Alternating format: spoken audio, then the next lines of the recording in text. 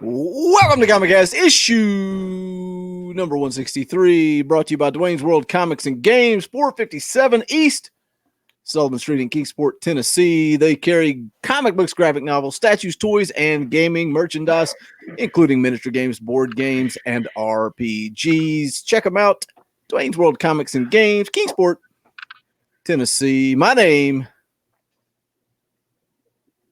is Boogie Bentley. I'm Adam Late Adams. What? Why are you pouting? We're not even through the entrance. Wake up! It's ComicCast. I'm Jason. And this is Gaumer. Thanks, Gaumer. You're welcome, man. It's late. How about that Sleepy. intro music, courtesy of There you J.R. go. Mounts, our good buddy, the pickle guy? It's great. J.R. Mounts. We are at Done other ComicCast things Pod. other than the pickle. Boogie. You wanted to call me Matt. I could tell by the I the way almost your did, lips but I were didn't. Are moving. you proud of me? We are at ComicCast Pod on Facebook, Instagram, and Twitter, wherever you get social with your media. Also, you are listening to this on YouTube. Do us a favor, smash that like button, share out the link. Be sure you are subscribed. Hit that bell for notifications. We are also coming to you. Oh, my. Wow. Wow. No. Oh, wait a minute. Did that go through? Oh, wow. No, Yeah, you can just burp and it doesn't come through. It's I think fine. he thought he muted it. You're Yeah. having some No, audio I issues. did. I muted my mic. Did it come through? It did. No, it's perfectly fine. It's It's great. great. It Chad wasn't a Johnson loves it. Patreon. Yeah, Chad Johnson loves it. says, yes, Adam. He pays for burps. He Chad pays Johnson, for you it. owe us a super No, chat, bro. that tells me something else is picking up my audio, and I don't know what it is. Clearly, This is Adam would definitely- I never knew it burp had to on be camera. something like that. I was Yeah, I trying need to to- do an outright geekery plug. We can just burp if you want. Yeah. OutRightGeekery.com. Check us out. Bye. Jesus, I thought I muted myself. Cut me some slack. This belch is brought to you by Outright Geekery. Adam, give me a break, bro. Yeah, give me a break, bro. My yeah, audio's all messed up. actually, yeah. It's my fault. I love It's- it when it's you do that. freaking Gomer's fault that you burped on the freaking show. It's Gomer's You do. fault. You do due diligence, and then damned if you do, damned if you don't. Due diligence, you burped on camera. What the hell is it? Why is it my I problem? think you're having a problem with your microphone. Yeah, Oh, there you go, There's Chad that Johnson. super Thank chat. you yeah. so much. I attempted to mute. Thanks for the super chat, Chad. I'll forgive Adam. Better only out because than in. I don't want your forgiveness. Okay, well then. No, you don't have know it. what? Then You take know it what? back, Boogie. Take it back. I don't just want do no. this. Welcome to ComicCast issue number 163. Adam doesn't even know he's in timeout right now. Oh no! Oh no! Oh, he's $1.99 in full super timeout. chat. That's Adam. good timeout. Adam can come back on for $1.99. Oh no! He's gonna be upset. No. He's flipping me off down in the green room and nobody can see it. Bring him back. Bring my boy back. You're back. I just dropped about 20 F-bombs, Or F-bombs. hoping you would bring me back. Well, I'm just glad we didn't get demonetized. Yep.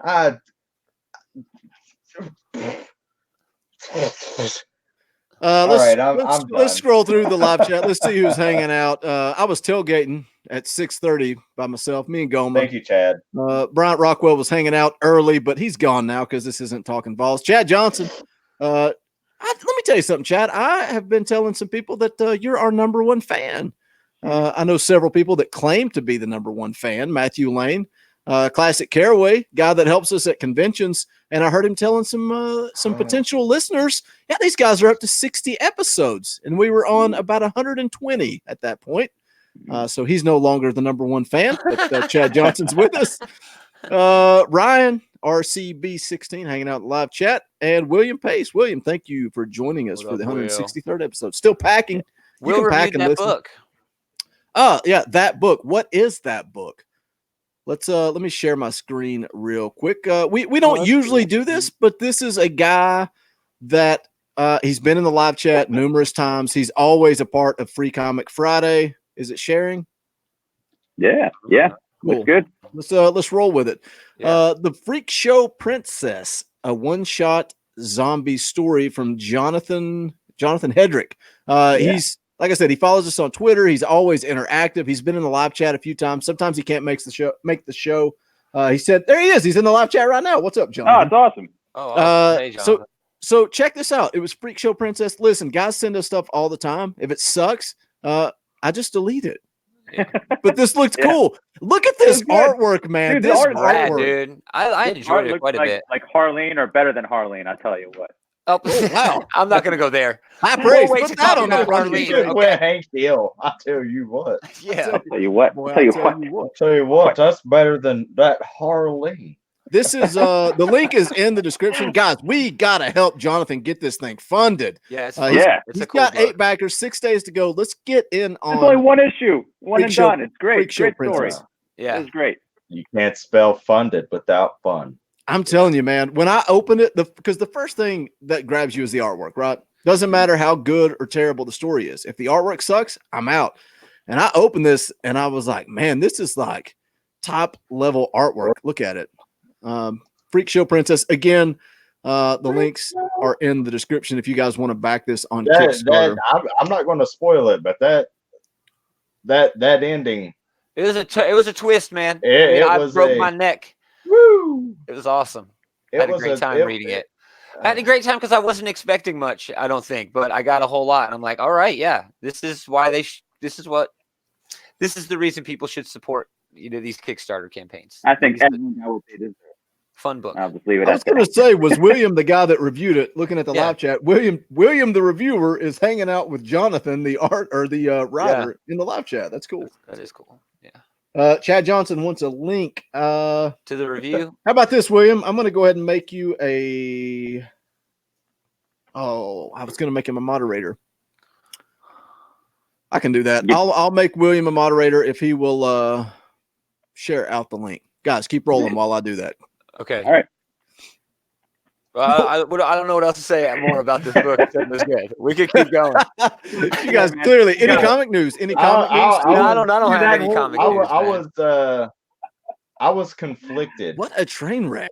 Right. I was So how about- conflicted. Okay. Are you going? Someone's gonna have to go. This Someone's book- gonna have to go and continue to go. This book, the book itself and the ending had me conflicted.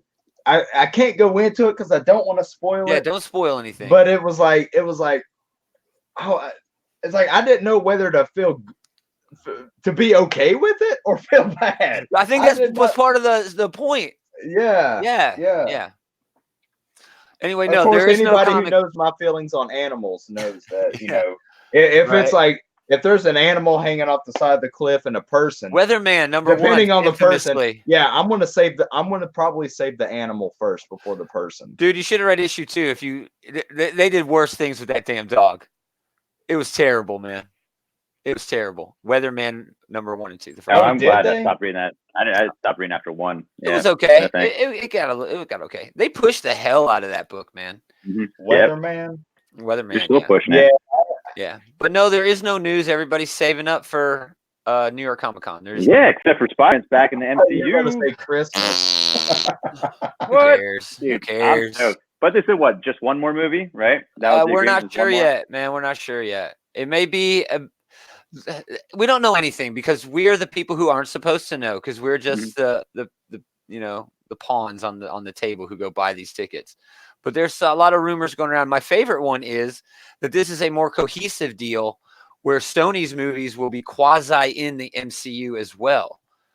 The ones that they do, Venom and this announced Madam Web movie that they're talking about doing. Yeah, all Madam Web's Yeah. first appearances just shot up to the roof when you could have got it for $1. Now they're like Yup. $50. Yup. I hadn't done it yet, but I just backed Nice. Freakshow Princess. Ooh, nice. What a train wreck! I don't know how to work this show. I'm sorry. You're doing fine, Boog. You're doing I got great. the link. I got the link in the chat. I got the link in the description. William is posting the link to his review. Everything's going according to plan. Oh, And chugging root beer, and I backed the book. we do have. Right. Well, I appreciate that. And so does Adam, John. you'll have to send me that a link for that 3D mobile kind of comic you got recently, that Kickstarter one, where it's interactive with the phone. Oh yeah, Man, you got to talk about so much boring stuff. I checked out their website. You can order it on their website now. So Oh, for real? Okay.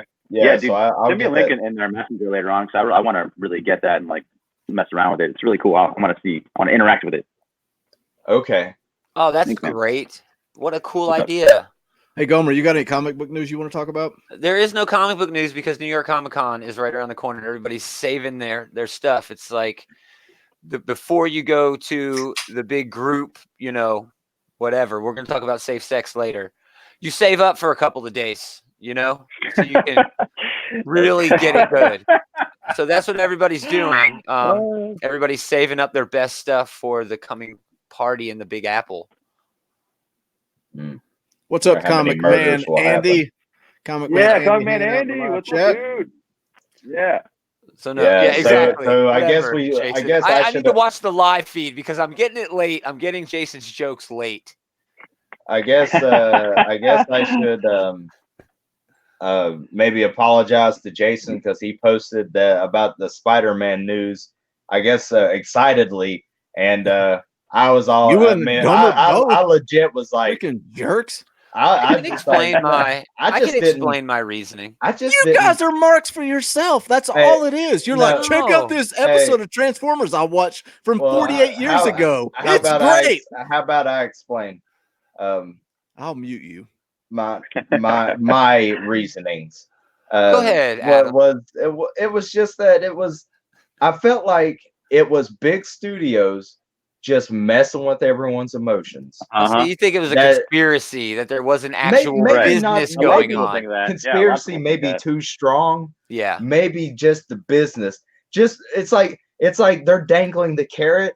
And you're like, yay, and then they take it away. Oh, and then they bring it back. Yay. It's like, whatever. If you want to, everybody's talking about Spider-Man though. Who cares? Yeah. I mean, I don't care like what they do honestly for their marketing campaign as long as it's a good movie. You know what I mean? Like so. Exactly. Doesn't matter. Let's file this. Let's file this in Happy Gilmore. What is it? What does he say? Green jacket, gold jacket. Who gives a right? My thing about it is, Jason, where's your card at, Jason? Sony Spider-Man, MCU Spider-Man. Who gives a shit? I would rather have. There's a big I would rather have Sony and Marvel. Yeah. Yeah, but I would rather have some diversity in the way that they do these movies. Spider-Verse, the animated Spider-Man movie, that is in a lot of cases, in my opinion anyway, the best Spider-Man movie they've ever done. Oh, no doubt. Is a Sony movie. Now, if they could do a movie like that live action, according to Eli's poll, you know what I'm saying? If they could do something like that live action, they could really mix things up and do something different than what is happening at Marvel and, dare I say, DC with their movies. Valiant's fixing to get into the whole thing with a shared universe possibly in the next year or two. I want different. You know what I mean? I want superhero movies to be everything that they can be. And Disney isn't going to do something that's rated R. They're not going to do Venom biting somebody in half. And Sony will. And I want those experiences. I want to see that stuff on the screen. It has nothing to do with me hating one company over the other. I just want more companies to be able to do more with a genre that I really, really like a lot. I mean, maybe they will, because they might in the future. I mean, right now we know Disney has like a family kind of company, and I think it's always going to be like that for the most part. But I guess there's rumors that Doctor Strange and that new movie coming out might be rated R. They might be playing around with that. If that's a success, then maybe we can get maybe we'll get Deadpool. Maybe we'll get maybe a Venom part thing rated. I don't know. You never know.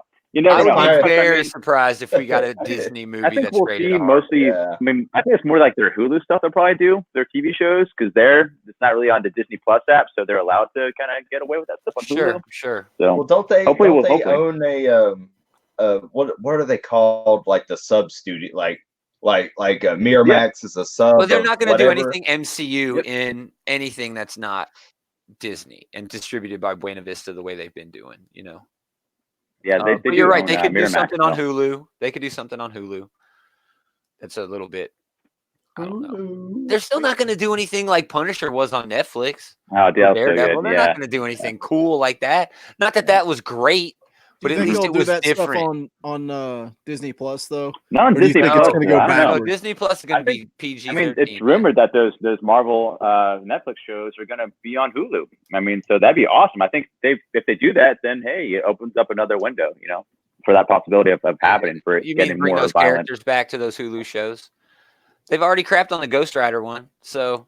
Well, I mean, a Ghost Rider solo show, but that was Hulu's choice to do that, not Disney's. It's silly. But then again, they're still going to have the show where they're all combined, where Ghost Rider's on a team.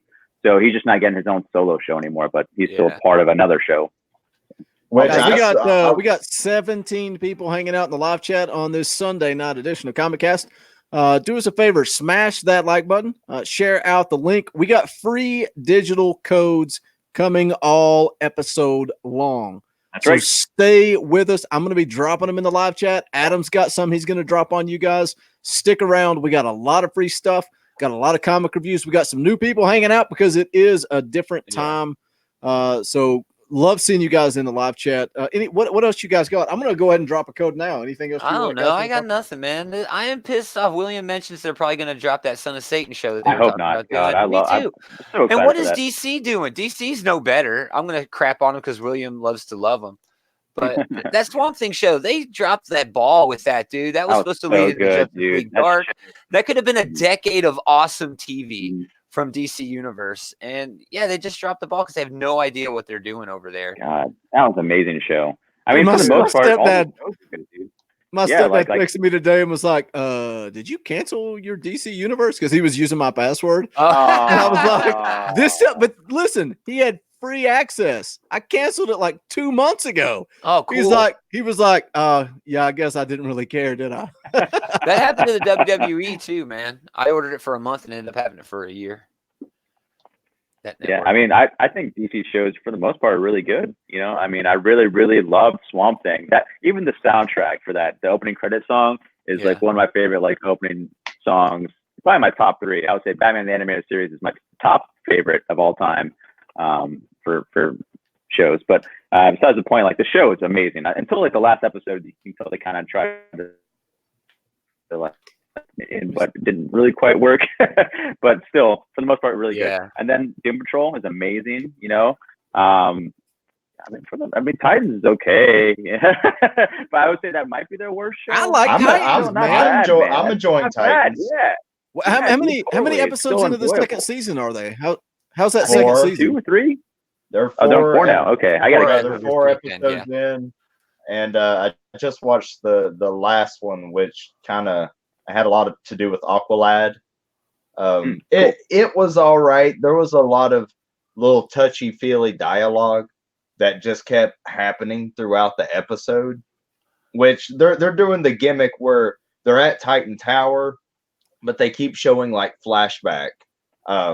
To when they were originally at Titan Tower, and in the past before they split up, and now the Titans are back thanks to Jason Todd announcing it on TV, getting Deathstroke's attention.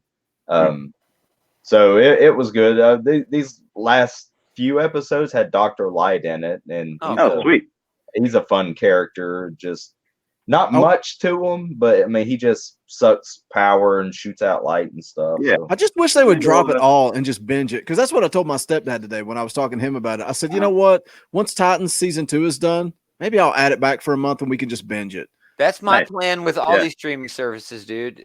They want to do that. They drop them week to week, and some people are for that. The comic book bullies are all for that because it gives you time to digest it, and then you can retrospectively and analyze the last week's episode. Come on, you can still do that if you want to, just because they drop them all. But these guys are worried that they're going to get them spoiled on the internet, because that's true. That's a good point. Me are going to watch them all on the weekend. That's a very good point, man. I don't care. Yeah. I don't care. Dude, it's a gimmick. Swamp Thing, I was watching every week, dude. But it's a gimmick, so you have to have it for the whole season. You have to have it for 9 months or whatever it is. Of course. I don't want to do that. I don't care. I'm not. But how is that working for them, though? Because people are gonna get mad at me over this book right here. Yeah. Cyberfrog Blood Honey. I'm going to talk about it a little bit later. You can get into that. You can get into their pricing, and I'm going to do that later. But if it works, man. Yeah. So if the way DC is doing this by going week to week, listen, I had it I bought it when it first came out, and I just dropped it a couple of months ago, and I wasn't even using it. I wasn't using it at all. I watched Titans, and I watched the first episode of Swamp Thing, and then when they canceled it, I pouted and got all crybaby over it. And my plan by the end of the year is I'll have Amazon Prime Video because it comes with Prime, and I use it for music and shipping and all that other crap. But Disney Plus, without a doubt, because everyone in my family, and I'm not getting just the Disney Plus, I'm getting the bundle that comes with Hulu and ESPN. Oh yeah, for sure. Because my kids will be all over that, all three of them. And then for the third service, my wife and I are going to jump from whatever show we want to watch. You know, when Ozark comes on Netflix, I'll get Netflix for a month. When Picard's all the way on CBS All Access, I'll get that for a month. But there's no way I'm paying for a service just so I can watch The Office, you know, over and over again. No, to hell with it. I can try to find my Netflix password just to give you that so you can borrow my Netflix. There you go. We'll just all get a different service and then we'll just share passwords. Doesn't everyone want to watch the Batgirl show? Batwoman on Batwoman? CW? I'm sorry. Yeah, Batwoman. I'll watch it. No, I'll watch it, but I can watch that for nothing. The CW app is free. Yeah, it is not. My expectations are super low. There's so many things I want to watch and not enough time. Like just even in the DC app alone, like I still want to watch Krypton. I still want to see even, like all those old like Shazam shows and even like the old like Hulk shows. I want to watch them all, but I don't have enough time, dude. Legion, the first 2 seasons of Legion are available now. I haven't made time to watch those. You know, there's 3 seasons total. I think the first 2 out of the 2 seasons like on PlayStation Store. I've yet to watch them. I watched like the first 2 episodes, thought it was awesome. But then, like, I ran out of weed, so I stopped watching. Right? No, for real. I get it, dude. You just find something else to do. Of course you do. Of course you get what he just said. It's the problem. Are we ready to talk about some? I don't ever run out, Boog. All I'll say about season 2 of Titans is let's get Superboy and Crypto in there quickly. They're teasing them, aren't they? Or was that in the Krypton show they were teasing them? I'm getting all confused now with these damn shows. Watchmen is coming to HBO. Are you kidding me? I have to get HBO now? I got HBO, bro. God, I'm telling you. Cool. I want that Max Send app. Gaumer your password. Actually, send me your password. We'll just share them all around. Yeah. I think you guys sign up for everything. And just Except Amazon. I'm not giving you all my damn Amazon account. It's too risky. Yeah, Amazon. Jason's in there changing my shipping address. I don't want you guys to see my shopping history. With no way. That's what we should do for a bonus episode of ComicCast. We have to show our Amazon not purchase search history. I was going to say your comic I'm not taking collection. For a $20 super chat, Gaumer will show his. No, not even that much. I forget what I was looking up. I'll go ahead and throw myself under the bus on this. Do it, please. Get it off me. Just because it's funny, but I was searching for something on Amazon. I forget what it was, but all I remember is all of a sudden this thing came up called a Lucy Look Behind. Nice. Sounds hot. If you want to know what it is, my search history. You can look it up and let it be in your search history. A Lucy Look Behind. You go ahead. Dude, from Googling so many things for making memes, like guaranteed I'm on like a watch list, dude. Yeah, I'm just like it's always insanity too. The weird things I Google, like if the government ever busts my door, like this man's insane. Like look at his search history. Yeah, you're just a normal dude.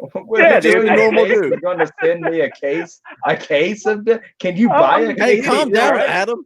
They have the sex toy monthly subscription box that you can get. I'm screwed. This is demonetized. No money. No, I'm screwed. I'm getting this case of dildo. I'm trying to get us a new sponsor, Boogie. I'm trying to get us a new sponsor, Boogie. No, you're not. Oh, you guys, you're going. Sex toy mystery box. They have that. That's a thing. Can we talk about comic books? One lucky member of the chat will get a free box of. They're floppy. Yeah. Floppy. I need to go back to the other. I keep missing Jason's jokes. Damn it. Number one. Oh shoot. All right, Strikeforce. We're doing Strikeforce. All right. Teeny Howard. Shut up, Gaumer. All right, Teeny Howard. Dude, I was really excited for this book because this team was cool. Like I want to see all these characters together, but it's just really weird. I don't know, man. She's falling off my list, man. I'm basing my opinion of her off the wrong reasons, and she does not write very good comic books. I mean, I just finished Thanos also, and that ending wasn't so good either. The whole series sucked, dude. You can be honest. I didn't tag her in this. I do like how Thanos is written, like her, like with she's only gonna get better. Yeah, like it was fun seeing like Gamora getting the shenanigans and mess around with like the other Obsidian Cole, whatever, But like she wrote Gamora way better than she wrote Thanos. And Death's Head is terrible, dude. I'm not a fan of that either. Don't rate Death's Head. But this one I was excited for because like the team is really cool. I was like, let me see how these guys get together. And it starts off with, I guess, showing, them stealing these like vials in the science lab. And I guess once they remove it, the alarm goes off and it shuts down the whole entire security like facility. And so they're stuck in there. I don't know I guess that was part of their plan or what. I don't know. But it says like cheers. But then later on the comic says that those were recovered. So I guess they didn't drink them. But then again, I guess they realized they woke up or came to like later on, and they said that they don't remember any of that happening. And so like, did they drink it or not? Are they full of diseases? But then it's not spreading. And then I guess during the facility, when they were on lockdown, some gas went off, whatever, and it made like some people go into madness. And it was rabies gas. Like She-Hulk went like crazy, but like no one else went crazy. Some of the security went crazy. I guess they were shooting at people because there's blood on the walls for some reason. They didn't really explain too much of that. And I guess they also said the military there was like their families lived there as well for some reason. So I don't know, dude. It's all really weird. And then later on, I guess the Avengers, they stopped this madness, whatever was happening. They took all the Strikeforce team, the main characters, they brought them back, got them out of I guess put them in their own jail and like question them. And so Black Panther calls in Blade for some reason. And so Blade comes in, then he goes into the jail and like gets them out of there and tells the Avengers a cover story. And so he's like, yeah, I don't want to tell the Avengers, what's going on because they might go into like some kind of madness as well. And we don't want to have the madness in the Avengers. I don't know all this. And then all of a sudden later on, they like magically teleport to the rainforest of Indonesia. It says they borrowed a teleporter ride later. So it's like, how does that work? Where that even a teleporter come from? Like, I don't know, dude. There's just so many weird like things in this book. It's not for me. Let me say this. I didn't read it. So while I want to do is pitch to Adam, we got a free digital code. We're putting Free Comic Friday on pause, and we're going to give away free digital codes in the live chat every week, Sunday, 7:00, right here on the S&B Network. So Adam, go ahead and drop it in the live chat there. First come, first serve. The live chat's going to go from 13 to 0 and then come back up. Goes to Marvel. Make sure you guys come back, though. Go get that code. Go redeem that code and then come back because we got more free codes coming up. Gomer, what'd you think about it? I didn't read it because I wanted Adam to give the code away. Yeah. Tony, there is some potential here. Tony Hodge in the chat. Thank you. You're right. It is a pretty cool team. The members of the team are cool. I like these characters, but yeah, me too. I don't know if I need another like Avengers book, and this just felt like another dark, magic-y sort of Avengers book. I'm just not sure I need it. I think it's like also I guess these creatures that they're fighting is apparently they're shapeshifters, but they're like I guess based on a plant organism originally from like an alien world on Svartalheim, I think, or something. And so they can take the image of anyone that they've captured, and apparently they like, oh, I guess they got confronted by a Doom, bot, I guess, and they're like, oh, it was a Doom bot, but it clearly has organs, so it's like this doppelganger alien. But so like, oh, they must have Doom, but like, couldn't that mean they just captured a Doom bot as well and just copied his outside? So I don't know, man. It's just really weird. There's a lot of questions. Like, I don't even care for the answers to find out. But I still want to see like their adventures and see what's going to go on. So I don't know, man. Maybe I'll give issue 2 a shot, but like right now I'm not feeling it. I will not. It's convoluted and it's just unnecessarily detailed for some reason. I don't know, man. I'm not. It's weird. Yeah, I'm not feeling it. It didn't even. Cheers to Comics, my boy Brian Wayne. He's talking about he can't get enough Blade. He loves Blade. This didn't feel like the Blade from Avengers, and I love the Blade from Avengers right now. Even though I'm cooling on that book a little bit. With Boy Thing. Oh, dude, it's so rad. Dope. It's so fun. But yeah, I don't know, man. I wasn't feeling this. Oh yeah, Wolverine and Blade, Chad Johnson. Whoo, one of the best single issues of the year. That art was on my short list. And Wolverine that art was amazing. Yeah. I forgot about that. That was so good. Yeah. Oh, yeah. Sorry, and then like Hellstrom. Hellstrom is at the end of this. Yeah, he was like a doppelganger or something. I guess maybe, unless he's dead. Because like Blade stabbed him, and then it's like, all right, well, then Hellstrom's sister calls, and she's like, oh, my brother's here and he's acting weird. So does that mean that one's the doppelganger and like Blade actually killed Hellstrom? I don't know. And can Hellstrom even die? Can he just like come back? He's just stab wounds, you go to hell and he's from hell. I don't know, dude. I don't know, dude. Again, like you said, potential, but it's a whole lot, and there's not really a hook there that really grabs me altogether. Yeah. It's sort of a lot of little things that kind of are intriguing, but I'm not sure that Right. I care. Like I love the magic stuff. I love seeing Hellstrom. And then now I guess, you know, Satana, his sister's going to be part of it. That's awesome. Like when the heck is like the last time we've seen her? So like there's so many cool characters and I want to see them interact with each other, but they're not acting special or different or having cool interactions. Yeah. So right now it's a bust, unfortunately, but I was really looking forward to this. So maybe I just got myself too hyped up, but you know, I'm not alone in not liking this book. So. This really should have been a lot better than it was. And really just judging a book by its cover, it should have been, like Gaumer said, it's got its magical aspects. It's got Hellstrom. It's got Blade. It's got Angela. It's got all of these different people like this. But the book is called Strikeforce. Strikeforce? But isn't it Strikeforce? All it made me think about is War of the Realms and those Strikeforce teams. And is that what it's based on? It's a little late if that's what it's based on. I know. Yeah, it made no sense to me. Like if that is what it's based on, that pisses me off. And if this almost seems like a book, this seems like something put out because copyright is up and they need to put something out using characters. I know that's probably not the case, but that's what it feels like. It does feel feels like unnecessary. it feels a bunch of crap thrown together with a useless plot. Can we move on? The pieces are cool. All we're doing is crapping on this. I'm ready to talk about it. The pieces are cool. I love all those characters. It just I'm crapping. I guess cover at issue 2 has these like poker chips falling down that are on fire. So maybe, you know, I guess they go to a casino or something. So that'd be kind of fun. And I'm hoping maybe we'll see Mephisto eventually with all this, you know, demon stuff happening.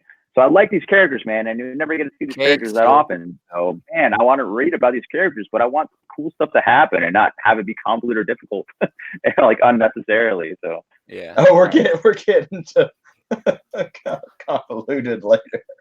Yul Carter hanging out in the live chat says Marvel is Hickman, Aaron, Brisson, and everyone else. Hashtag sports. Yeah, where's Donnie Cates? Donnie Cates, y'all. Hashtag spoiler alert for the book of the week poll for this coming week. For the first time ever, there's one writer that has 2 books on the poll. I'll let you figure it out. By the way, Yul hanging out in the live chat.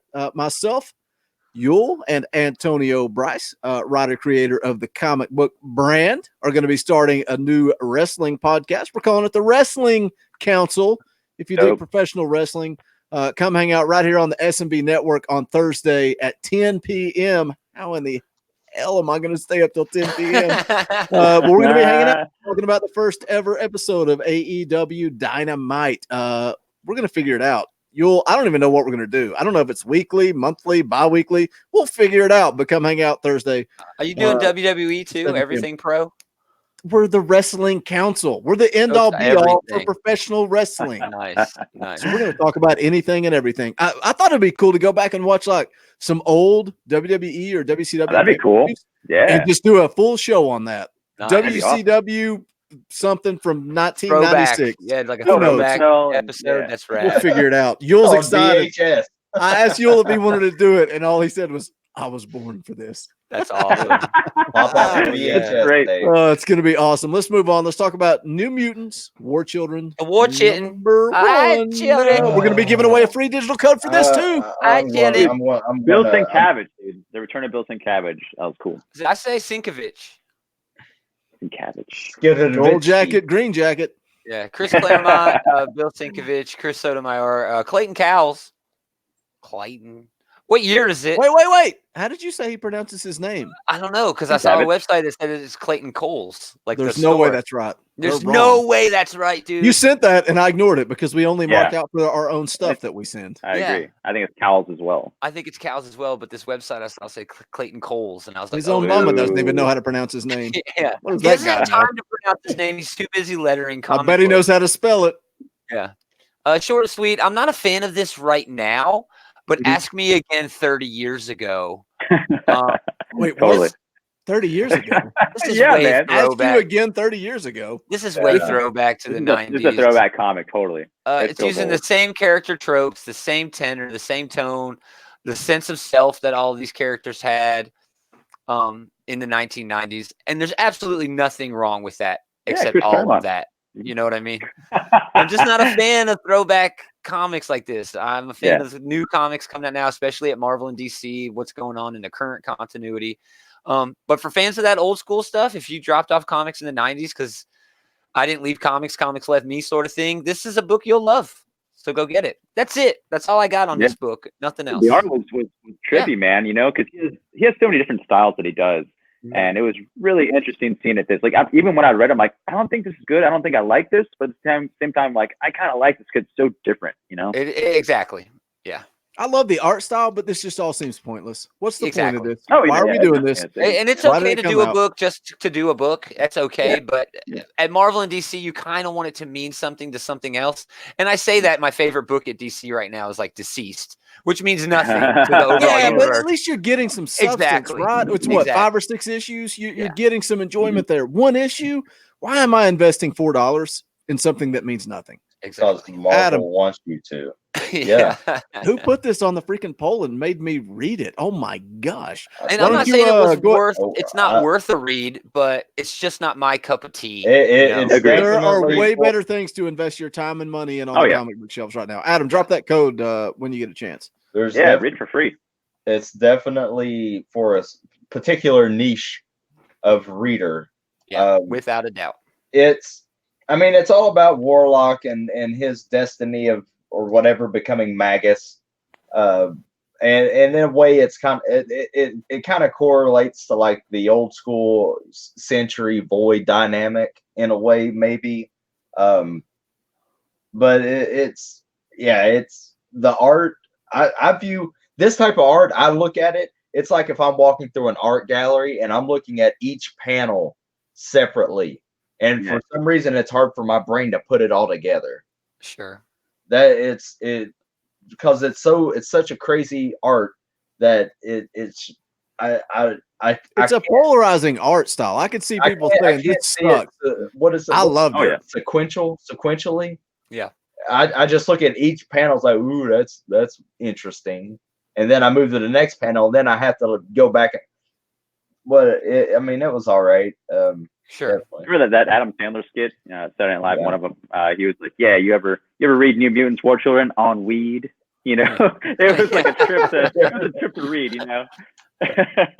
Yeah. You ever seen a grown man naked? There's the code. Adam just dropped the code in the live chat. So go read it for free, like Jason said. I had to pay $4. I wish I hadn't. I was standing there talking to Matthew Lane, longtime listener of the podcast, at Wayne's World this week, and I had that and Strikeforce, and I was going back and forth, and I was like, I'm gonna pick this up, and I'm gonna hate it, and I did. It just, I don't know. I didn't like it. I love the artwork. I go back. I just reiterate. I love the artwork. Yeah, love the artwork. Yeah, like objectively speaking, just as an experience, I like. It might be worth it just because it's so different and weird, and you'll never really get that again. You know what I mean? Like, never really. It's not a usual thing. You're not going to see this again. So it's like maybe. But what's frustrating Comic Man Andy, yes, I do. Yes, you like Gladiator movies. What's frustrating is I didn't read Batman White Knight this week. I didn't have time to read it. That was good because I had to read this, and it's like, ugh. If I didn't have a comic book podcast, there's no way I would have bought this. I'm just going to be reading White Knight and having a good time. I would not pay for something like this. I wasn't on a comic book podcast. It's the truth, man. There are so many things that I read. I would have never read this book. Spoiler alert, book of the week. There is no way on God's green earth I'm ever buying another Transformers comic book if it wasn't for Gaumer. It's freaking ridiculous, man. I'm 2 for 2 with that G.I. Joe Transformers, by the way. Just saying. Comic Man Andy says, I picked the wrong day to quit huffing glue. Well, I picked the wrong day to quit methamphetamine. Chad Johnson says, surely you can't be serious. Chad, I don't even know what you're talking about. There's no parking in the white zone. Yeah. The blue zone is for the loading and unloading of passengers only. Can we move on? Please. I did tweet out on the Twitter machine that I'm going to give away a free digital code for Star Wars Age of Resistance Kylo Ren #1. I'll be dropping that in the live chat here shortly, so stay tuned. But let's move on. Let's talk about a book that I enjoyed, man. Let's talk about Harleen #1. Wow. Okay. Me and Gaumer are going to dig this, and you're going to hate on it. I can see the writing on the wall. How it goes, man. I was 6 pages into this and said Adam is going to hate this. Harleen #1, story and art by Stephen Sijic, and letters by Gabriella Downey. Thank you, Gabriella Downey. That's a cool name. Yeah, I think so. And as the live chat drops off because I posted a free code in. Hey, that's cool because this Come back. This is going to be short and sweet. Pick that up. All I'm going to say, I'm not going to get into details. All I'm going to say is this book is all about. This is like a deep dive. Quinn. This is a deep dive into Harley Quinn and her beginnings and introduction to the Joker, and her descent into, like, I guess slowly losing her mind and just being, for some reason, fixated and stuck on the Joker after she meets him, and has a close call with him. For some reason, the Joker didn't kill her, so I guess it was meant to be. But yeah, this is a wordy. It's great art, but a damn wordy deep dive. And as I was going through this, I was like, if I wanted to read this much, I would have got something by Ed Brubaker and read it. I'll keep teasing it. I'll keep teasing it, leading up to the big review of Cyber Frog Blood Honey. This book was what, $8? Yep. How long did it take you to read it? And like 45 minutes. I don't even remember. There's a lot of. I mean, look at this. I thought I shaved. And I went slow through this, man, because I really like to enjoy Sejic's art. Quite a bit. How slow did you have to get a time machine to make it back in time for this podcast? You were having audio issues, and Jason's like, I started reading it an hour ago. I said, what'd you do? Get to about halfway through? But the art is wonderful. And it almost fun Sejic. He's freaking so talented, dude. Yeah, and Gabriella, having to letter this whole thing. Holy jeez, girl! Did Stefan Sejic color it too? He did. He does it all. The colors. That's amazing, and the writing. He does it all. Two people did all of that work. I think Sejic does better when he draws his own scripts. He just does better. This book's worth $8 for the artwork alone. Easily. And when I went into this is kind of what I was expecting going into it. But dude, there's not a lot of action in it, but the one action scene where, it's Batman versus the Joker and all of his goons. And there's kind of like, they're in the streets fighting, and I think it was Batman throws this smoke bomb. And so the streets just fill up with smoke, and Harley is kind of just sitting back watching this all unfold. And the artwork where she's in the foreground, all the shadows, dude, that's cool. That's like next level artwork. Stefan Sejic is so freaking talented, but just a visual masterpiece, man. And I agree with Adam. The story itself got a little long winded, but building to this story of this Dr. Harleen Quinzel that is going to descend into madness. And they laid out everything you need before. Like, look, we all know what happens. We all know who Harley Quinn is. We know what the relationship is. But they laid out so much backstory for her character that is only making it even better. Good writing, great artwork. I don't know that anything separates this as a Black Label book. This could have been a regular old DC book. It could have been, definitely. They've dropped the ball. And yeah, we joked about it off air. We just want to see boobies. But look. That's not. They were editing words. What is Black Label? And look, I don't need cussing and this, that, and the other in my books. But what separates this? Why is it called Black Label when you're still editing words It's and just you're not a promotional thing? Yeah, there's nothing. I'll tell you this. They're oversized and they're overpriced. That's all Black Label is. Apparently, it's supposed to be Elseworlds. It's like not an official canon. I think that's why they had to do it. You know, I'm down with that. I'm down with that. I'm down with that. That's a good explanation that I would buy. And I'll say that I don't need. I mean, I don't have to have all that of cussing and stuff. But what I don't want is restrictions. Well, it all goes back to the Batwing. It goes back to the Batwing. I think we were going to get that. Yeah. And then they were like, ooh, we offended people. Now let's back off. Anyone who's read any of Cedric's library knows that he is not afraid to put boobs on characters. And he draws them beautifully. Okay. It takes one person to mess it up for everyone. Thanks a lot, human race. Yeah. I liked this, the art, of course, but I liked the writing. I liked the idea of a scientist, psychologist who is obsessed with PTSD and wanting to cure that, actually having undiagnosed PTSD herself that sort of manifests itself eventually as adoration for someone suffering from a disease that she thinks exists but has not proven exists yet. Can I cut you off real quick? Yes. Have you heard of the show The Prodigal Son? Yes, I've heard of it. I have not seen it. Dude, I would like to. Dad is a serial killer. He's a psychopath. Son, like-minded. They've just come out with one episode, but the son is a profiler for the FBI. Oh, wow. It's like Dexter. If Dexter was a legit good dude, like this dude knows, and that's what you're saying. She's suffering from the same thing, and she's trying to fix it. And that's what that show. It just reminds me of the same thing. Sure. And again, that's why I dug this book too. I'm with you. And she also had to overcome her own fear of visiting Joker because of this sort of hero angle where she wants to help people who are actually suffering from a disease that she thinks exists. And I love that angle, man. It's almost a Batman origin in a way. His whole deal is he's suffering from PTSD. And there is an argument that could be made that he needs the Joker to fulfill his therapy, this therapy that he's giving himself to beat up on the criminally insane. And I really like the way Cedric is subtly building that up. I loved this. Arguably the best thing I read this week. Arguably, do you know what's going to get? I think what's going to get Harley is you all keep talking about suffering from this disease.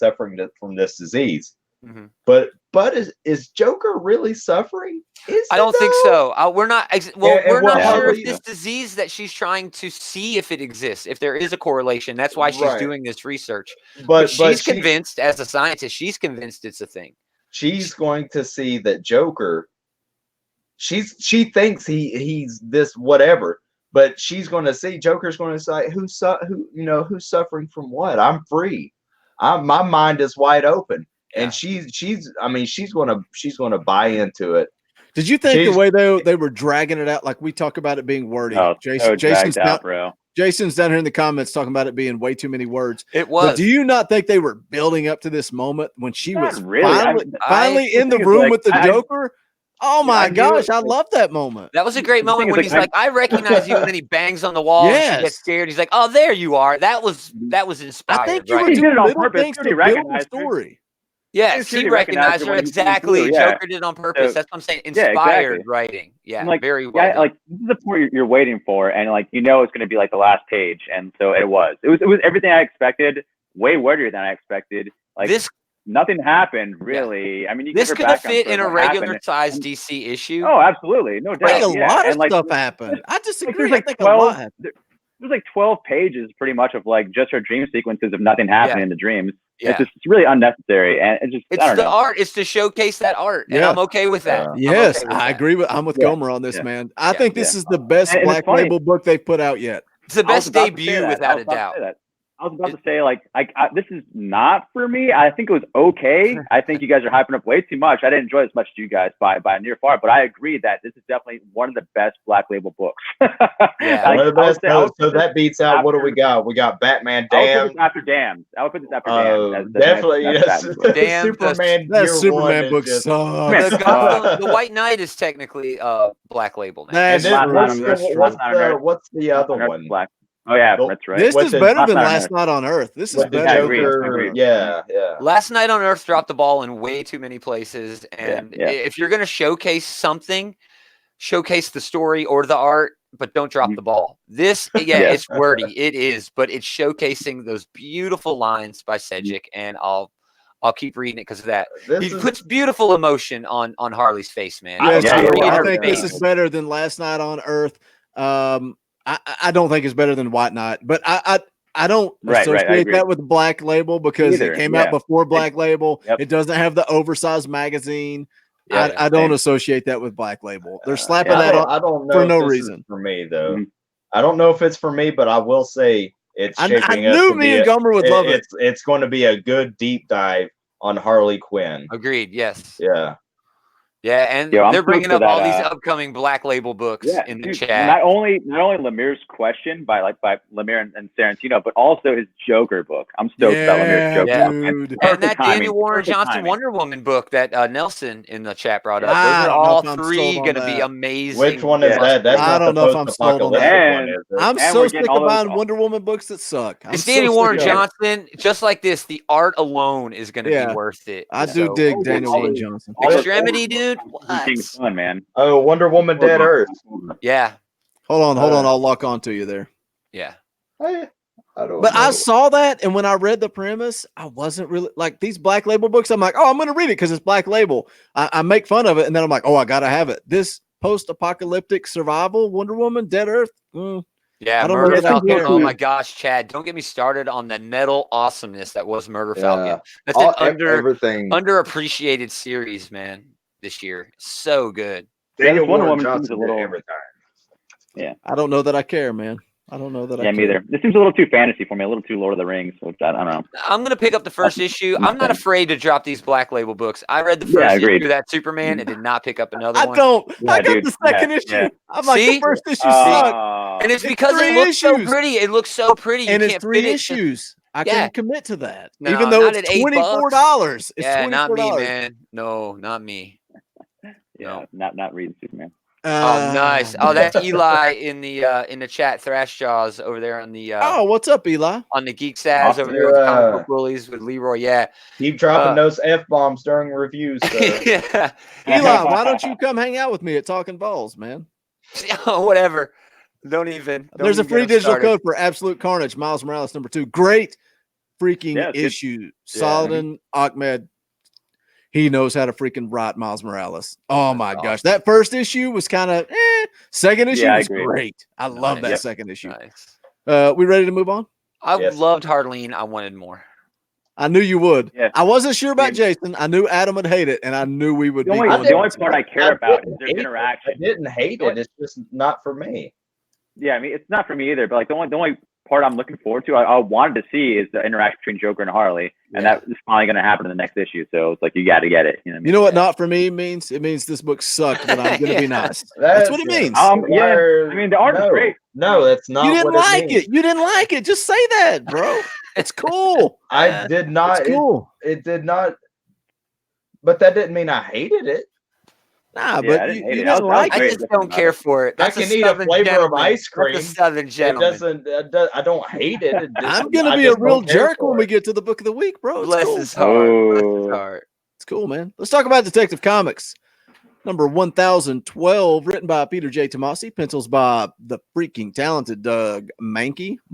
I don't know how to say it. Inks by Jamie Mendoza. Colors Dave Barron. Letters Rob Lee. Thank you, Rob. Thank you, Robbie. This issue was dope, man.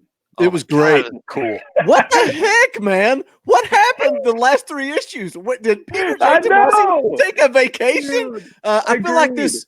I don't know what the deal is. I feel like this story arc with Mr. Freeze has been hanging over our head forever. I don't know why I feel that way. But Lex Luthor gave Mr. Freeze a secret serum that will fulfill his deepest desires, which of course is to wake his wife, Nora, from her cryogenic sleep and have her standing by his side. And Freeze has gone from testing this serum on animals to now kidnapping women from all over Gotham City to run further tests. 4 women go missing. A 5th kidnapping goes wrong. Batman is doing Batman things, detective work. Dude, this was such a great issue. It's setting the stage for the story arc. And again, Doug Monkey, I don't know how it says it. Monkey, I would say. I would say Monkey, yeah. He draws a perfect Batman. Dude, it's awesome. What happened this last story arc? It was trash. We all right. It feels like that's not Batman. That's a Mankey Man. let's throw 3 issues out here just to buy some time. Why did we not go directly into this amazing story arc? Right? I don't know, but this is great. I love this issue. Dude, I love Monkey's little scribbly, scratchy art in some yes. places. Oh, it's so good. Cool, it's dude. so good. It's so cool.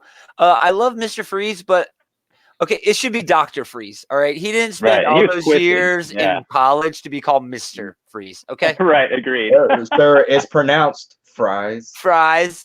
Can I get you some fries with that? It's German, sir. I think it's Freeze. Yeah, Freeze. But yeah, dude, he had all those like dead bodies on the side from experimenting on them and stuff. This is like a really twisted Mr. Freeze, dude. And they all look just like his wife. That was so so sick. Dude, I love it. This is awesome. Even the way it was written, like the opening part about this, like the snowfall, how moisture. It was hits, beautiful too, man. Something that meant nothing, and you're like, "Ooh, it just sucked you right in." Yes, this is poetry, dude. This issue is poetry, dude. It's so good, man. Like Detective, I still can say it, man. Over the run, Detective has been consistently better than any other Batman book, even with the changing of creative teams and things like that. Yeah, it's been so good, dude. Last arc was a snooze, but yeah, even then, first 2 arcs got great. it. But Yeah, totally. Yeah. Frank, I was just thinking about Schwarzenegger Freeze. Forecast for Gotham. Cool. Hey, chill out. Chill out. Dude, things like I feel like this is such a good comic book, and it did it in 20 pages. And then we have Harleen that's 65 pages. Man, are we? I thought we were done reviewing Harleen. This was better than Harleen. This was better than Harleen. It was good, man. It was good. And I don't know about that. The art in Harleen really had me overwhelmed, man. I love the art in this too, man. I love the art in Batman and Tom King's Batman, but it's like it's not good, dude. Like, I just ordered the last 2 volumes, so I'll be hating with you guys soon. Don't worry. Dude, that art is so good. Oh my gosh. Such a hot Bruce and Selena. They're so hot. I know, right? But yeah, this is great, dude. Tomasi is great, man. I'm so happy to have a good. I'm really looking forward to like the rest of this, going up and how it ties in with You're the Villain, So. Well, it's also they have Commissioner Gordon out of commission in this. I did like that. The other stuff, I like that too, because this book has felt detached in a way from the rest of the things going on in the Batman, and there's a lot going on, dude. So yeah, to pull it into the whole with the Batman Who Laughs and all that stuff is really cool. It's a really good idea, dude. That's because it didn't hurt this story at all to throw that in there. Yeah. That's what I want to see. Bullock's hilarious, dude. I don't want my dinner to get cold. And he grabs the coffee and donut. Awesome cop crap. I loved it. So good. Dude, and we also had Bullock and White Knight. We had a double dose of Bullock. It's great. I love seeing Bullock again, like more and more stuff. White Knight this week. But, dude, he was cracking up, man. He made a joke. He made a pink taco joke, which is probably why it's Black Label. Oh, wow. My favorite. Demonetized. My favorite kind of Mexican food. Adam, did you read this? No. Cool. Let's for the sake of time, let's hit a legit X minute. Oh man, it's gonna be tough. A 60-second X minute. We're at 59 minutes. Powers of X number 5. Jonathan Hickman, RB Silva, Marte Gracia, Clayton Cowles, Tom Muller. Issue 5 for the children. I think the best way for us to do this is for me to explain the easy stuff and then have Jason talk about that weird phalanx stuff. Well, he's got 45 seconds, so you better hurry. Go. Pox has been at least entertaining of the 2 series for me. More mysterious, more confusing. This is a series that spans different periods of time. Professor X talks to Forge about upgrading Cerebro. Mags and Charles talk Emma into turning the Hellfire Company into the commerce of mutant kind to get those Krakoa seeds to all of these other nations. But they also want Sebastian Shaw to rejoin the Hellfire Club so that he can do the black market to the nations that didn't join, so they can do a black market to get the healing Krakoa seeds in there. I thought that was the most intriguing part of the book because it appears that there's a bigger scope to the whole plan that we have yet to have revealed of Charles. Hickman wrote Namor. Again, I love Hickman writing the character Namor. Great stuff. And then we just have this whole phalanx thing, which I'm sorry, it just went over my head. I think Hickman's going to have a tough time resolving and giving readers any sort of payoff for that whole phalanx thing, man. If he does, it'll just prove his genius again. But overall, a solid issue. Keeps playing second fiddle to House of X, though. House of X number 6 next week wraps the series. One more issue of Pox, and then Dawn of X later on next month. I love how Namor was like, "Yeah, come back when you mean it." Yeah, He's come like, back when you're actually a badass. Yeah. Dude. No, yeah. Well, I mean, like when you mean what you say about your message. I mean, because right now he thinks it's fake. You know. So it's like, oh man, so maybe that's maybe it's Myra and Xavier. You know, like we were thinking before. You know, there's so many possibilities of what of who's who and what could be what. It's just such a great story, man. It's always one of my picks of the week, man. Really good. Yeah.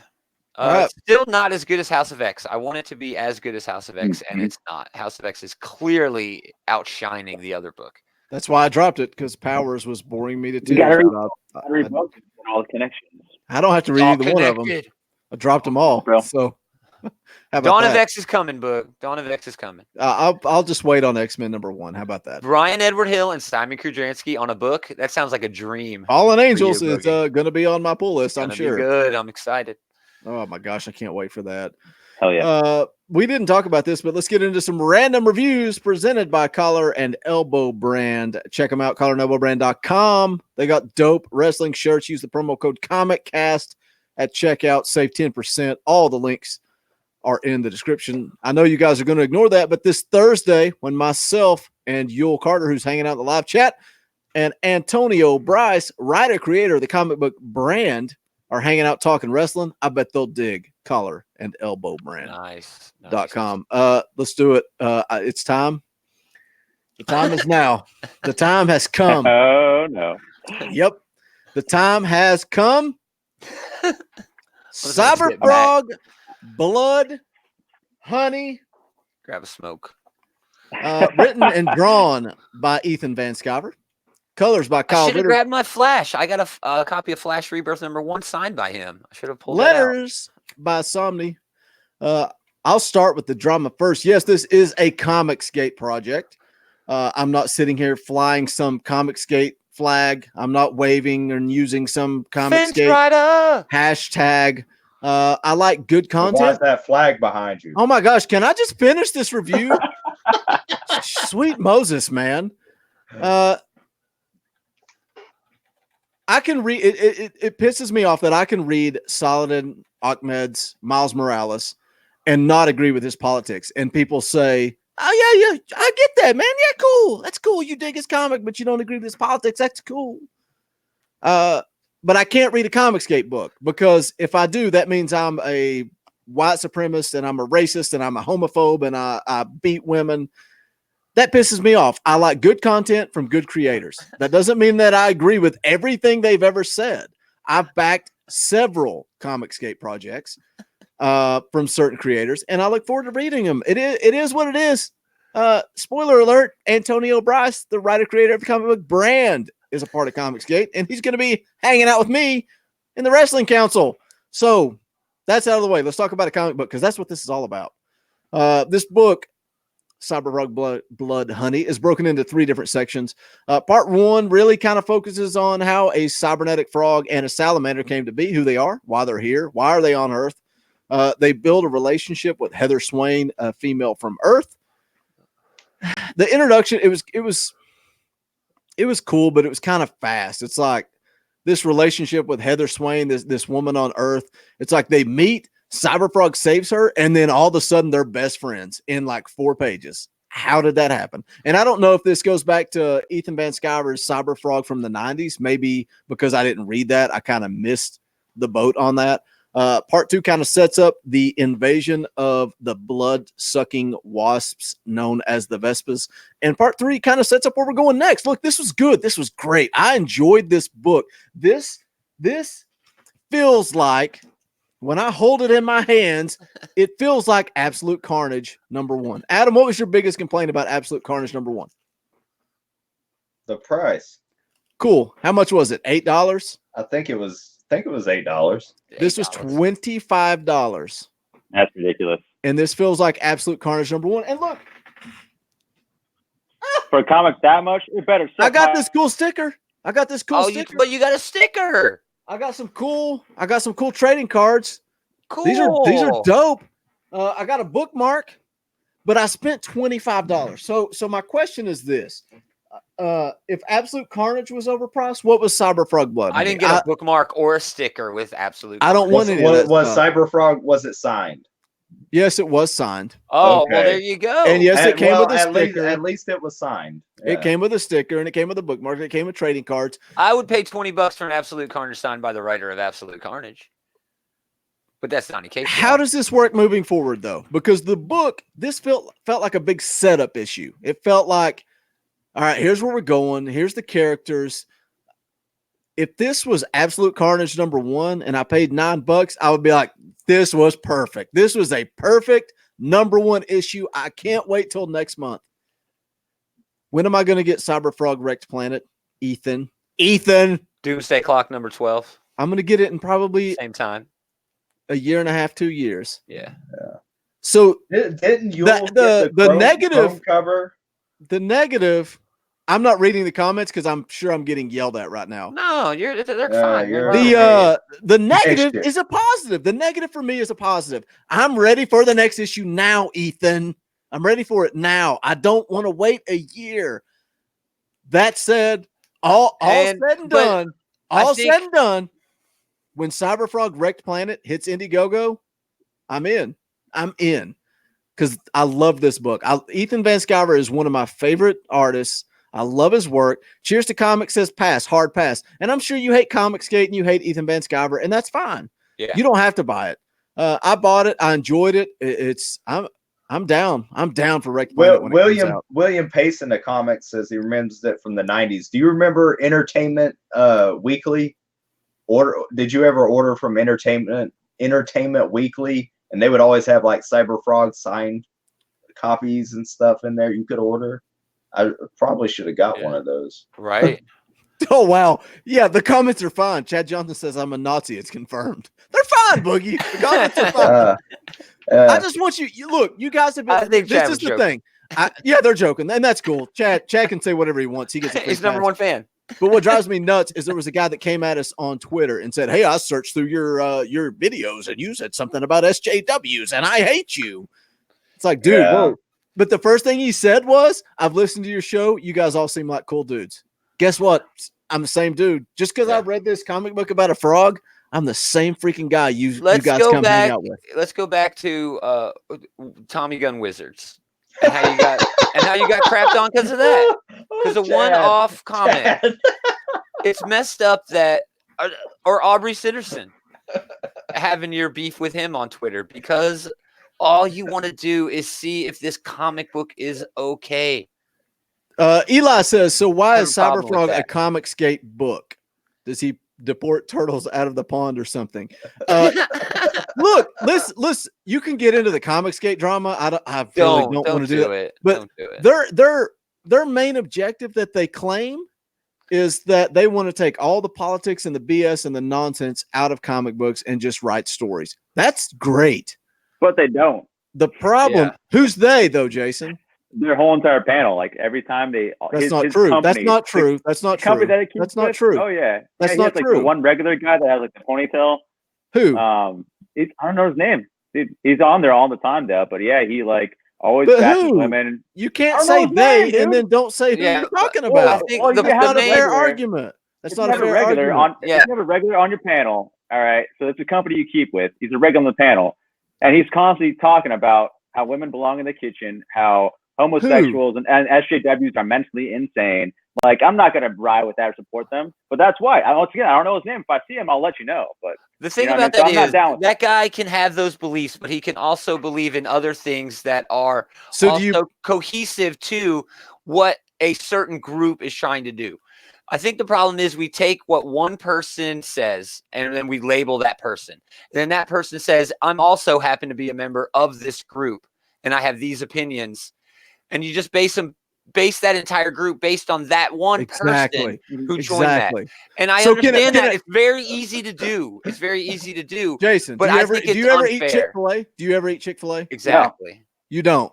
No. So you're that type of dude that you won't eat a chicken sandwich because it's a Christian-based company. Well, not just because it's a Christian-based company, but because they go out of their way, like I think it's like Salvation Army, to like shut down like shelters for like runaways and stuff like that. So no. And the thing about that is, I can agree with not eating at Chick-fil-A. But when you put I'm not going to say, you put the shoe on the other foot, and I say I'm going to read a Saladin Ahmed book, and I don't care what his politics be are. You guys say, "Oh, that's cool. That's awesome. Not a fair comparison." Yes, it is. No, it would be different if Jason said, "I'm not going to be friends with anyone who eats at Chick-fil-A." But that's not what Jason is saying. It's okay to not like what ComicSgate is for, but to assume that someone is a certain way just because they support certain things that ComicSgate supports, I don't think is fair. Like, you can support what Chick-fil-A does, but you're not going to hate on someone just because they happen to eat at Chick-fil-A. But the problem is you're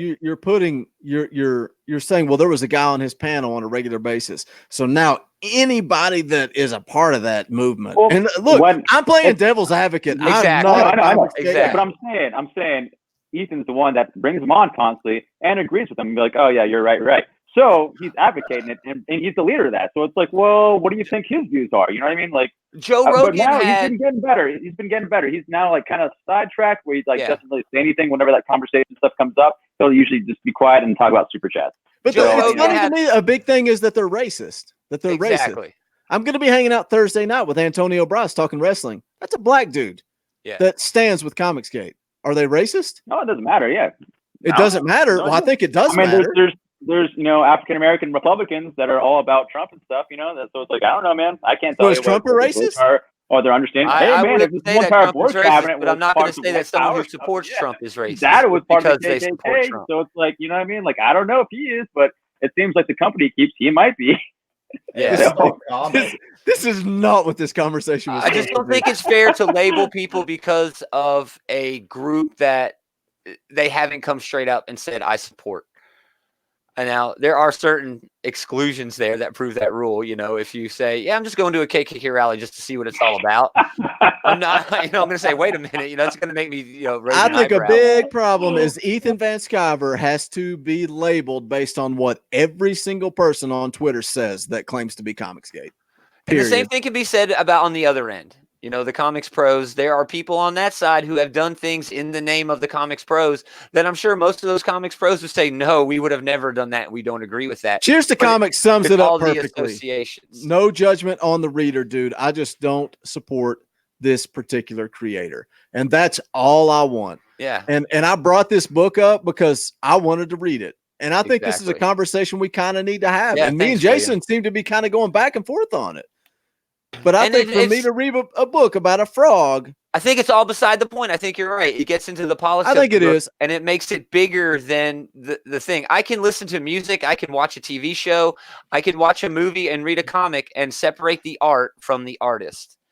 And I think that's a beneficial thing for everyone to do. I listen to sometimes even though I don't agree with their politics. Yeah, sometimes it can, sometimes it can. Like, for instance, when there's like a band, like a black metal band, or who are burning down churches. Like, but Dave, that riff is so hard. No. But I mean, like, it's more like to that. For instance, even like that crappy band, like Lost Prophets, like he was like a child molester and stuff. You know what I mean? So say objectively, you were like a big Lost Prophets fan, or even that As I Lay Dying band, where the guy murdered his wife, or like put a hit out on his wife. I still listen to Thriller. Okay, I'm not going to listen to that stuff, dude. You know what I mean? I'm not going to support them and give them money in their pockets. So, like, no. And so, I mean, sometimes you can be objective for it. It just depends on your reasoning. So. I think at the end of the day, everybody draws a line at different things because we're all different and all individuals. So I think Gaumer has hit the nail on the head for all of this bullcrap that you're not judging me for buying this book.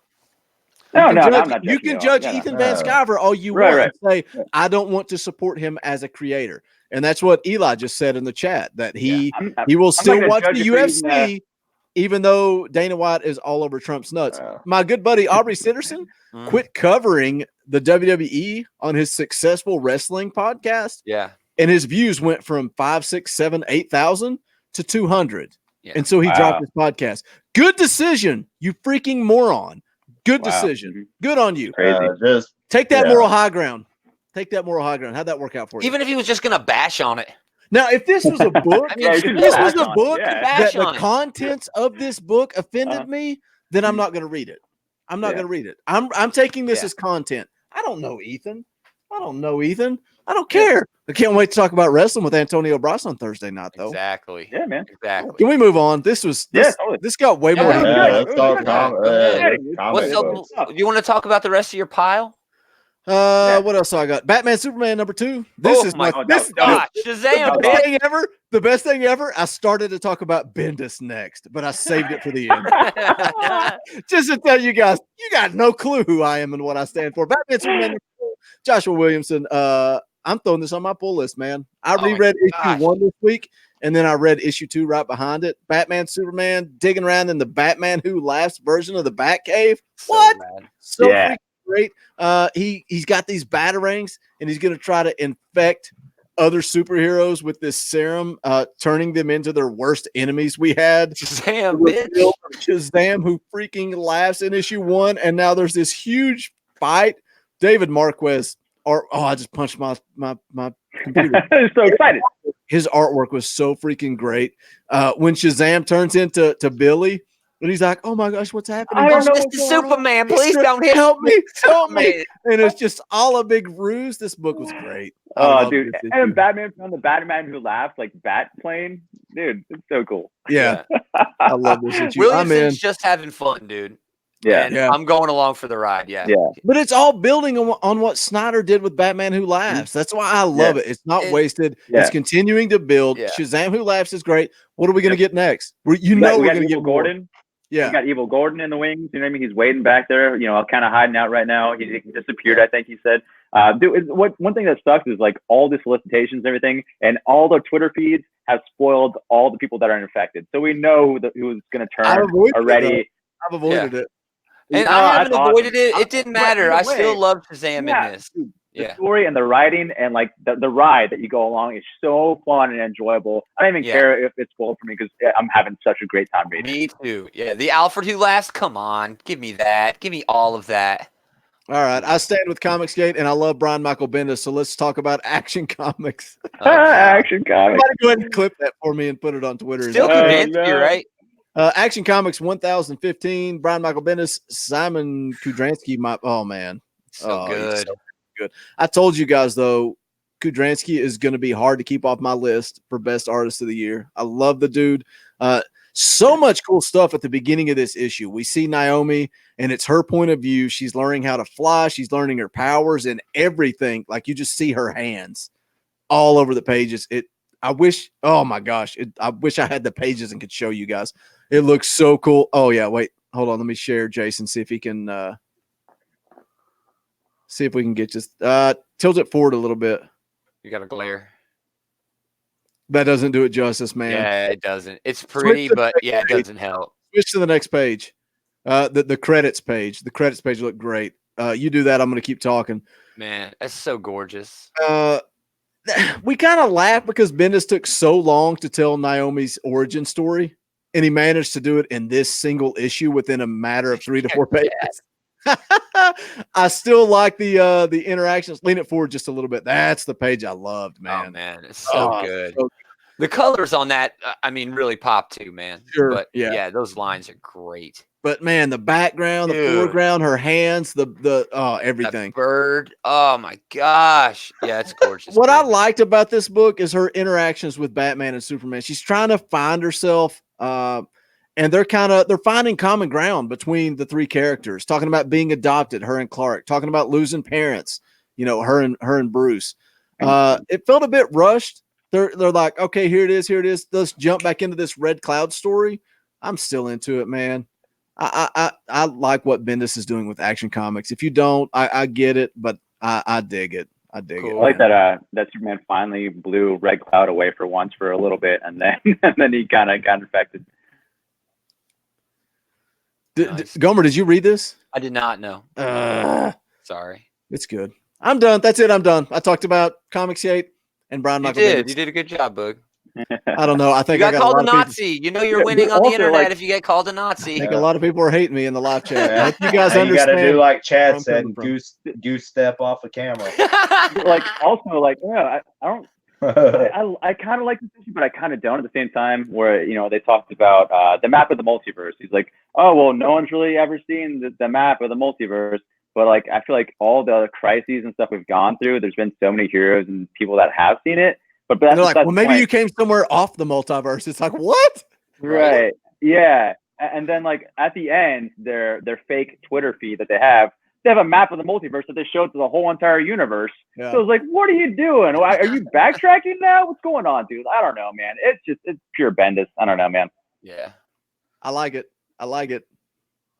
What's on Gomer's pile? I just got a couple of things. Safe Sex #1 over at Image Comics. Tina Horn, Michael Dowling. In a dystopian future, there are like actual sex police, making sure that everyone does the dirty deed as their particular morality dictates. Beautifully drawn, teetering on delivering a powerful message about control and censorship and government, stuff like that. But man, super hot. A lot of great stuff going on. Big orgy on the first 2 pages, big double span of an orgy in a sex club. Was like Faithless also? Faithless was the last issue, and that was like tons of orgies and sex in that. Oh yeah, I didn't read the last issue of Faithless. Need to go back. Yeah, I guess at the end they said it's going to continue in 2020, so nice. There's going to be more Faithless to come. Cool. Yeah, but good issue, Safe Sex. I also had Batman Superman, but Avengers 24, Jason Aaron, Stefano Caselli. I'm cooling on this book a little bit. I'm invested, so I'll keep reading, but this whole Ghost Rider thing is dragging a little bit. No, I like it. I like the Ghost Rider stuff.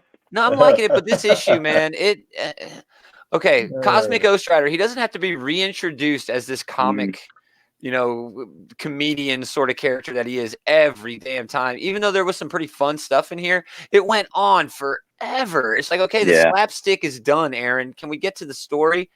And he didn't.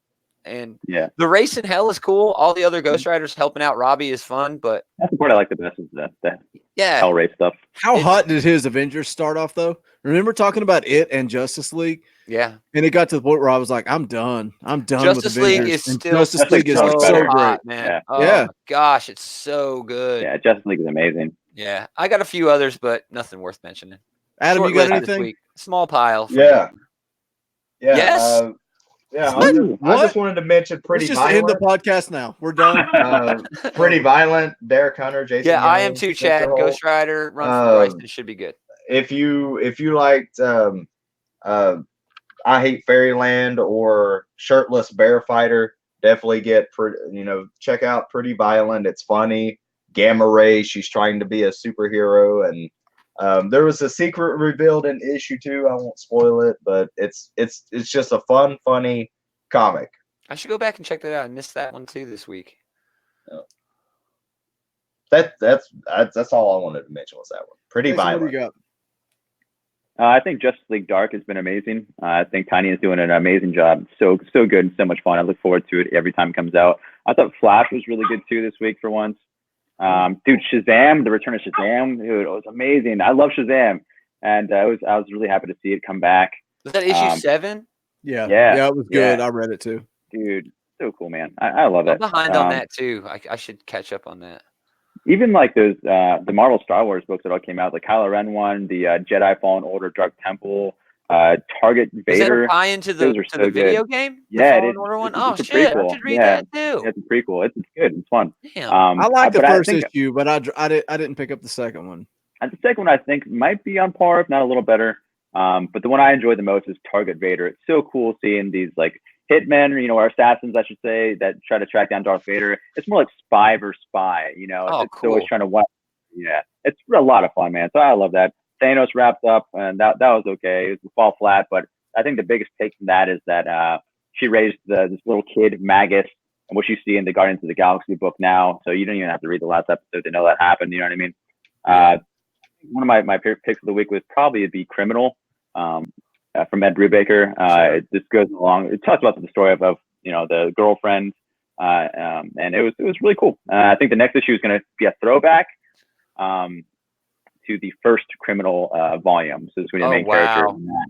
So I have those in issues. Yeah, I have all that first run of Criminal in issues. I also want to give a shout out to Knights Temporal from Cullen Bunn, and also Bad Reception by Juan Doe. bad reception's finally picking up because the whole time you're trying to wait for someone to get murdered and someone finally gets murdered. So it's going to be like a whodunit kind of thing. So I'm in it for that. But as opposed to that, the writing and lingo is kind of annoying, and all the characters are like not quite likable, so you don't care who dies. So I don't know. I'm just waiting for things to pop off, and they're kind of getting started. So it's kind of been on my watch. But yeah, that's it. Cool. You guys ready to get into the outright geekery?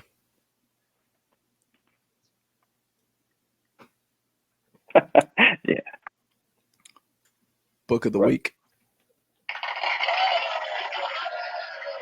OutrightGeekery.com, your one-stop shop for news, reviews, previews, podcasts, everything geek. A little bit of talking falls, a little bit of the Wrestling Council, Thursday night, 7 p.m. We have a lot of podcasts. S&B Network. Okay, there's a lot. Myself, Joel Carter, and Antonio Bryce, the writer, creator of the comic book brand. We'll be talking about AEW Dynamite. OutrightGeekery.com. Thanks, Boog. Thanks for plugging the website. Appreciate it. OutrightGeekery.com. Hey, it was your birthday. Wasn't it your birthday? Me? How many years? Like 7 years? Next week's Outright Geekery 6-year anniversary. How cool is that, man? That's pretty cool. If you didn't decide to make this website, you would have never met me. Yeah, this wouldn't be happening. So yeah, 6 years. So crazy. And on its 18th birthday, he found out it wasn't his. Wasn't his? Nelson, the real kicker is you think I'm drinking water. I know. OutrightGeekery.com. Check them out. Let's talk about it. Transformers Galaxies #1. Tyler Blazinski, Livio Ramondelli, and Tom B. Long doing the letters. Thank you, Tommy B. This felt like a whole lot like a Prelude issue. Like we were just here to learn and get primed on everything that was going on, getting up to speed, and it was not great. We shift back and forth from then to now, then being a newly forged Constructicons teaming up for the first time to clean up and rebuild Cybertron after the War of the Threefold Spark, which you can learn about if you want to struggle through 12 issues of the Transformers ongoing book.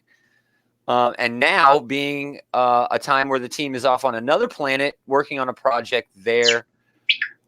Basically, we just get all this history of the team, then finding the Enigma combination, which allows a group of Cybertronians to turn into a Gestalt form or a combiner form, and then them rebuilding the planet, and them learning about Devastator a little bit.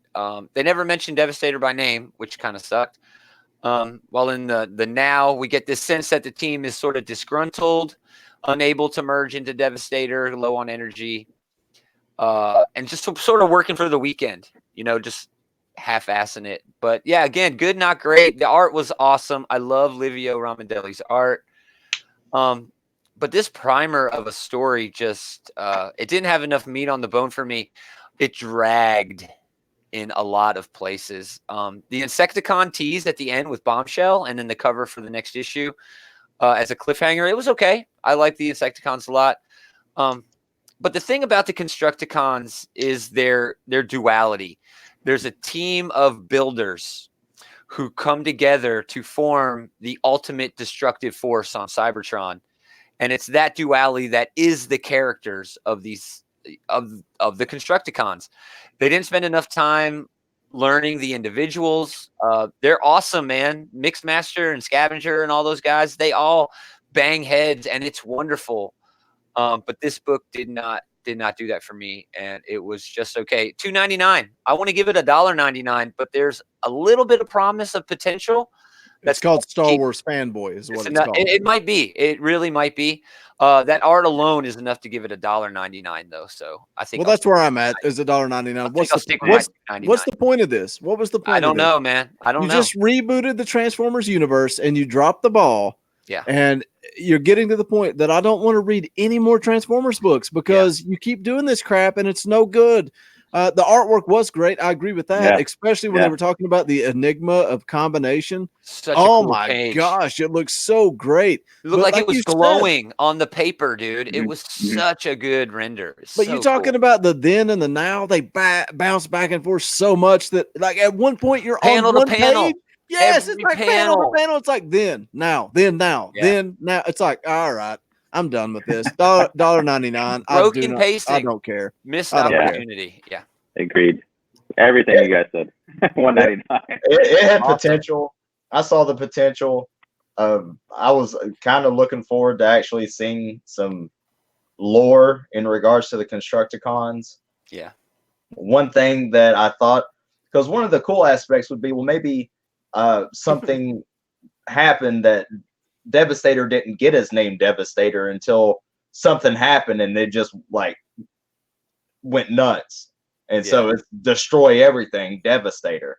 But now he's kind of like a builder with the team. That doesn't work. But if that's the case, then why do the characters have names like Bone Crusher and stuff like that? Yeah, felt like I was watching some reality TV show about construction workers. They really did, man, and I would have rather have actually seen that.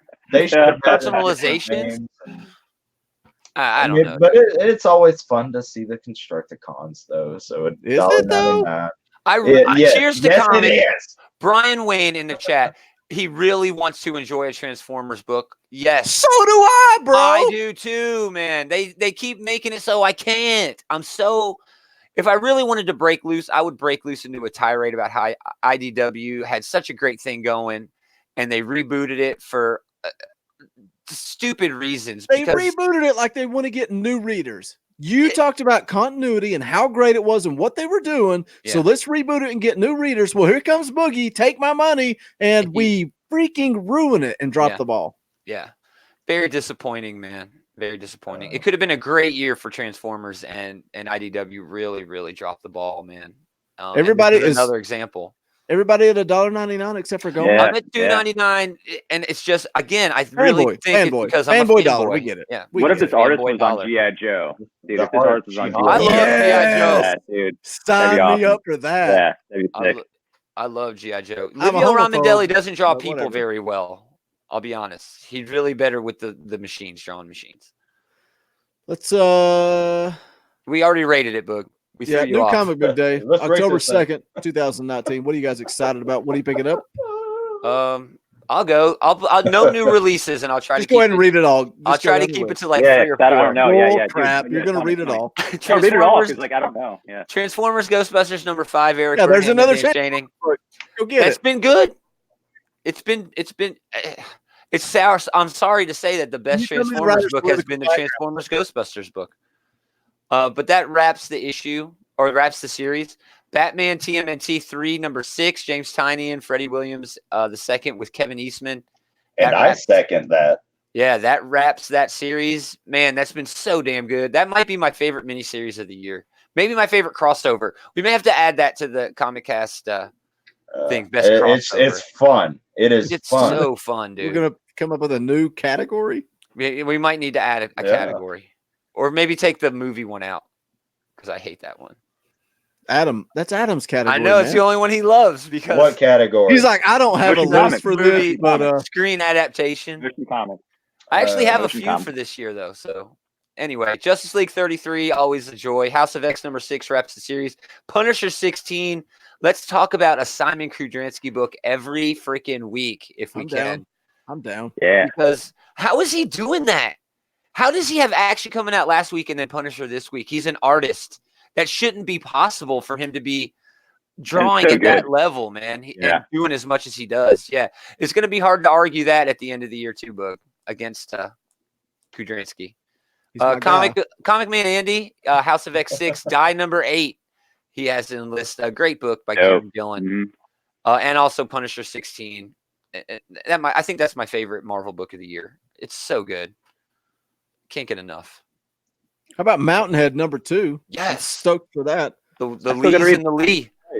Yeah. Berserker Unbound #3. I'm the only one left reading that probably. I'll read it just so I can bitch. Oh my gosh. It, dude. I love it, man. It just wasn't what I was expecting. I wasn't expecting Lemire. Conan to hang out with the homeless dude. Okay. What more do you want, in the solicit? That's why Jeff Lemire didn't put that in the damn solicit because no one would have bought it. Yeah, but I love one of my kids, Jeff Lemire, everybody would have still bought it. It's like an 80s movie where Arnold Schwarzenegger hung out with Danny Glover. Yeah.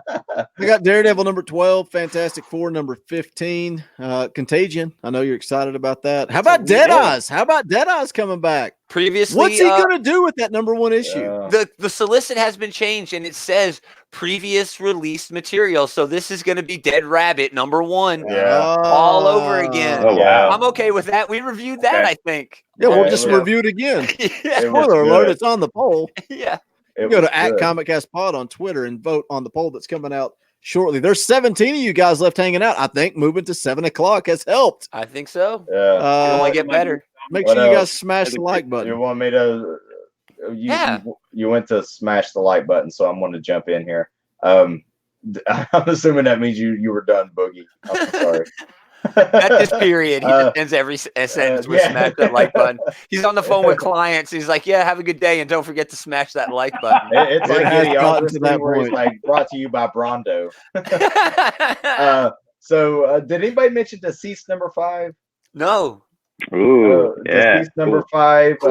Variant for that. And I'm kind of curious about Marvel's Bizarre Adventures number 1. Isn't it reprinted material? Oh, is it? I didn't think it's it reprinted. I thought it was.